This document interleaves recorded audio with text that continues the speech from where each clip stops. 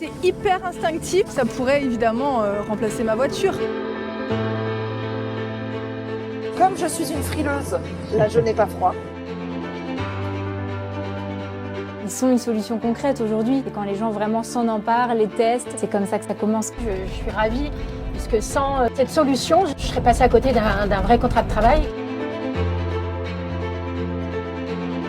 C'est une grande fierté d'économiser des tonnes de CO2, puis d'être pionnier, de permettre à ces véhicules de se développer, il faut les tester. J'aime bien quand c'est le WeCycle. Il n'y a jamais eu autant d'intergénérationnalité que depuis qu'il y a le WeCycle. Là, on a dépassé les 22 000 km avec. On s'en sert pour notre usage courant et même aussi pour les vacances. L'idée ici, c'est d'assembler cette année quelques centaines de véhicules, puis plusieurs milliers avec les créations d'emplois jusqu'à monter en cadence. La consommation de ce genre de véhicule intermédiaire est de 10 à 15 fois moins qu'une petite voiture électrique.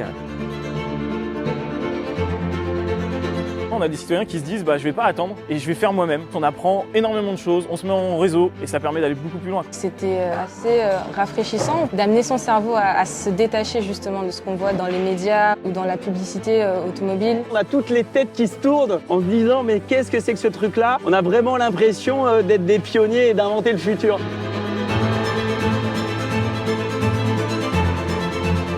Ça souffle très très fort, et des trompes d'eau, et là je trouve que c'est des conditions parfaites pour vous dire si le véhicule est adapté pour circuler toute l'année, quelle que soit la météo.